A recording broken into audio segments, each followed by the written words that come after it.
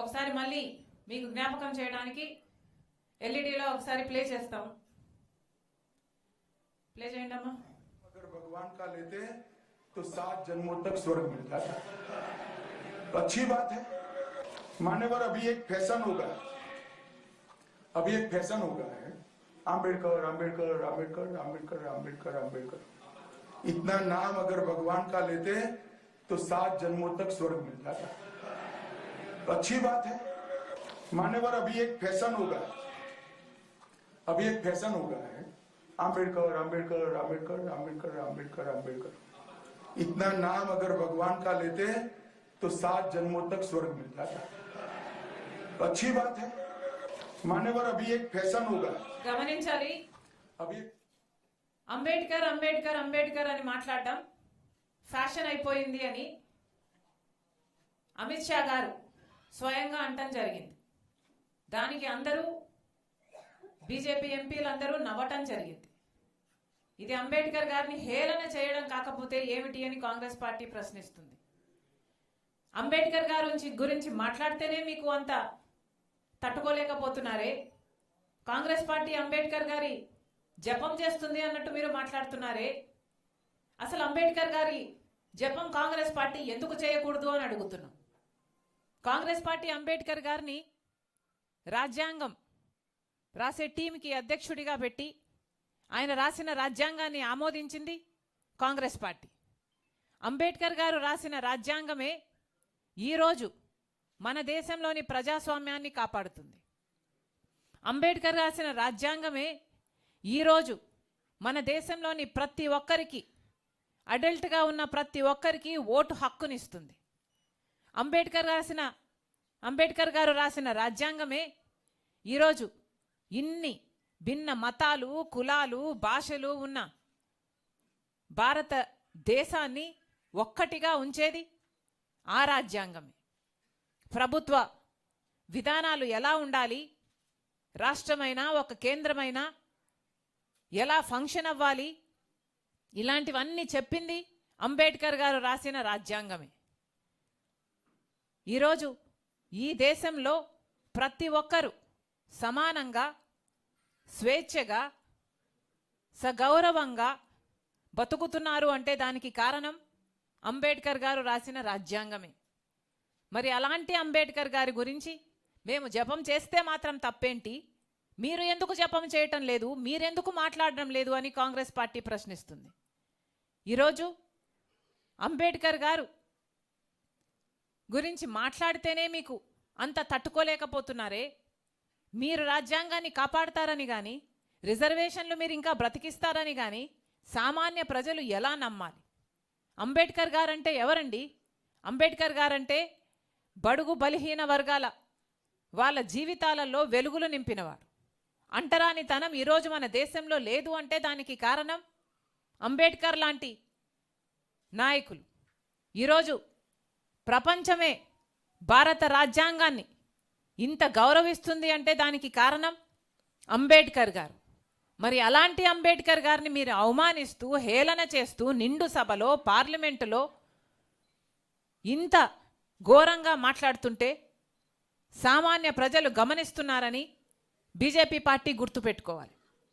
BJP party ఇంత హేళన చేస్తుంటే రాష్ట్రానికి చెందిన అధికారంలో ఉన్న చంద్రబాబు గారి పార్టీ టీడీపీ కానీ, జనసేన కానీ, అంతకుముందు అధికారంలో ఉన్న వైసీపీ పార్టీ కానీ ఒక్కరైనా మాట్లాడారా అండి? ఒక్కరైనా గొంతెత్తారా? మన రాష్ట్రంలో దళితులు లేరా? మన రాష్ట్రంలో ఎస్సీలు లేరా? మన రాష్ట్రంలో బీసీలు లేరా? వాళ్ళు ఓట్లేస్తే కదా వీళ్ళు అధికారంలోకి వచ్చింది. అలాంటి రాజ్యాంగాన్ని మారుస్తామని, వాళ్ళ రిజర్వేషన్లు తీసేస్తామని అంబేద్కర్ గారిని హేళన చేస్తూ నిండు సభలో హోంమంత్రిగా ఉన్న వ్యక్తే మాట్లాడుతున్నా ఒక్క మాట కూడా మాట్లాడలేదు మన ఎంపీలు, అటు లోక్సభలో అయినా అటు రాజ్యసభలోనైనా. మరి ఇది అన్యాయం కాకపోతే ఏమిటి అని అడుగుతున్నాం.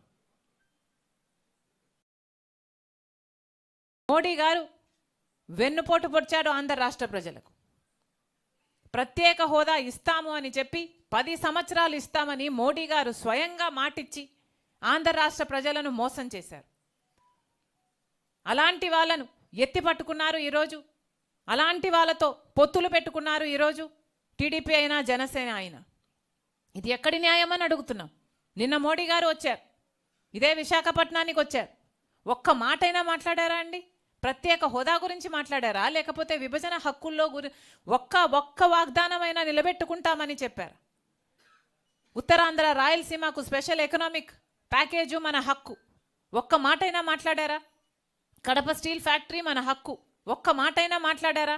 మన బిడ్డలకు ఉద్యోగాలు 2 కోట్లు ఇస్తామన్నారు సంవత్సరానికి, మన బిడ్డలకు 1 లక్ష కూడా ఇవ్వలేదు. ఒక్క మాటైనా మాట్లాడారా? విశాఖ స్టీలును కాపాడుతాము, విశాఖ స్టీలు ఆంధ్ర రాష్ట్రానికి చాలా ముఖ్యము అని ఒక్క మాటైనా, ఒక్క అష్యూరెన్స్ అయినా ఇచ్చారా?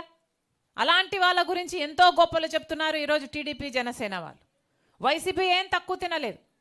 జగన్మోహన్ రెడ్డి గారు ఒక పక్క టీడీపీ సక్రమ సంబంధం పెట్టుకుంటే, జగన్మోహన్ రెడ్డి గారు అక్రమ సంబంధం పెట్టుకున్నారు అదే బీజేపీ పార్టీతో. ఈరోజు జగన్మోహన్ రెడ్డి గారిని ప్రశ్నిస్తున్నాం. మోడీ గారు మన రాష్ట్రానికి వచ్చారు, ఒక్క మాట ప్రత్యేక హోదా గురించి మాట్లాడలేదు, విశాఖ స్టీల్ గురించి ఒక్క మాట అష్యూరెన్స్ ఇచ్చిపోలేదు. మరి ఎందుకు ఊరుకున్నారు అని అడుగుతున్నాం. ఎంతమంది దళితులు మీకు ఓట్లేశారు? మీకు గొప్పగా చెప్పుకుంటున్నారు కదా మీకు పర్సంటేజ్ వచ్చింది, ఎంత పర్సంటేజ్ వచ్చింది అని. వాళ్ళలో దళితులు లేరా, ఎస్టీలు లేరా, బీసీలు లేరా? వాళ్ళు ఓట్లేస్తే కదా మీకు ఆ మాత్రమైనా వచ్చింది. మరి ఓట్లు వేయించుకొని కూడా రాజశేఖర రెడ్డి గారి వారసుడు అయ్యుండి కూడా అదే బీజేపీ పార్టీతో ఎందుకు అక్రమ సంబంధం పెట్టుకున్నారని అడుగుతున్నాం. ఈ రోజు వరకు కూడా అక్రమ సంబంధం కొనసాగుతూనే ఉంది కదా. రాజశేఖర రెడ్డి గారు ప్రతి సందర్భంలోనూ బీజేపీ పార్టీని వ్యతిరేకించిన వాళ్ళు. ఎందుకంటే బీజేపీ పార్టీ ఒక మతతత్వ పార్టీ కాబట్టి. ఎందుకంటే బీజేపీ పార్టీ మతం పేరుతో, కులం పేరుతో చిచ్చు పెట్టాలి, ఆ మంటలో చలి కాచుకోవాలి. ఇదే బీజేపీ పార్టీకి తెలిసిన రాజకీయం కాబట్టి. బీజేపీ పార్టీ సిద్ధాంతం దేశ సంపదనంతా దోచిపెట్టి అదానీ లాంటి వాళ్ళకి పంచిపెట్టాలి. అందుకని రాజశేఖర రెడ్డి గారు వ్యతిరేకించారు. బీజేపీ అనుసరిస్తున్న వ్యవహారం ప్రభుత్వ వ్యవస్థలను అన్నిటినీ, ఆర్బీఐ అయినా, సిబిఐ అయినా, ఈడీ అయినా, ఇన్కమ్ ట్యాక్స్ అయినా, స్టాక్ ఎక్స్చేంజ్ అయినా, ఏ వ్యవస్థనైనా తమ గుప్పిట్లో పెట్టుకొని స్వార్థ రాజకీయాలు వాడుకునే పార్టీ బీజేపీ పార్టీ కాబట్టే రాజశేఖర రెడ్డి గారు ఆ రోజు నుంచి వ్యతిరేకిస్తూ వచ్చారు. మరి అలాంటి రాజశేఖర రెడ్డి గారి కొడుకై ఉండి జగన్మోహన్ రెడ్డి గారు అదే బీజేపీ పార్టీకి ఎందుకు కొమ్ము కాస్తున్నారు? అదే బీజేపీ పార్టీకి ఎందుకు గులాంగిరి చేస్తున్నారు? వీళ్ళ రాజశేఖర రెడ్డి గారి వారసులు.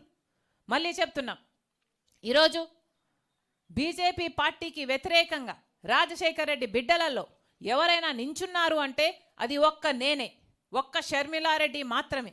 మళ్ళీ చెప్తున్నాం, ఈరోజు ఆంధ్ర రాష్ట్రంలో ఏ పార్టీ అయినా బీజేపీ పార్టీకి వ్యతిరేకంగా నించుంది అంటే అది కాంగ్రెస్ పార్టీ మాత్రమే. మళ్ళీ చెప్తున్నాం, ఈ దేశంలోనే బీజేపీ పార్టీని వ్యతిరేకిస్తున్న ఏకైక అలయన్స్ ఏదైనా ఉంది అంటే అది ఇండియా బ్లాక్ మాత్రమే. ఇదే బీజేపీ పార్టీ అధికారంలో కొనసాగితే రాజ్యాంగాన్ని మార్చే ప్రమాదం ఉంది. ఇదే బీజేపీ పార్టీ అధికారంలో కొనసాగితే రిజర్వేషన్లు రూపుమాపే ప్రమాదం ఉంది. ఇదే బీజేపీ పార్టీ అధికారంలో ఉంటే దేశ సంపదను మొత్తం అదానీ లాంటి వాళ్లకు దోచిపెట్టే ప్రమాదం ఉంది. మన దేశాన్ని రక్షించుకోవాలంటే ఈరోజు కాంగ్రెస్ పార్టీ అవసరం. రాజ్యాంగాన్ని రక్షించుకోవాలి అంటే ఈరోజు కాంగ్రెస్ పార్టీ అవసరం. మళ్ళీ చెప్తున్నా, అన్ని వర్గాలకు మేలు జరగాలన్నా సెక్యులరిజం మన దేశంలో బ్రతికి ఉండాలంటి కాంగ్రెస్ పార్టీ ఈరోజు ఒక పిలుపునిచ్చింది, మన రాజ్యాంగాన్ని కాపాడుకునే పిలుపు, మహాత్మా గాంధీని, అంబేద్కర్ గారిని గౌరవించే పిలుపు. అందుకే చెప్తున్నాం, మళ్ళీ ఒకసారి డిమాండ్ చేస్తుంది కాంగ్రెస్ పార్టీ, ఇంత ఘోరంగా అంబేద్కర్ గారిని అవమానించిన బీజేపీ అయినా, అమిత్ షా అయినా,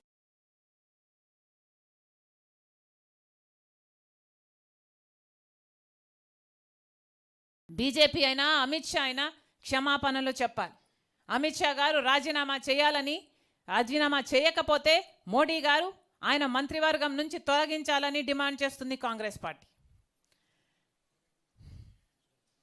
పోస్టర్ అనౌన్స్ రిలీజ్ చేస్తారు.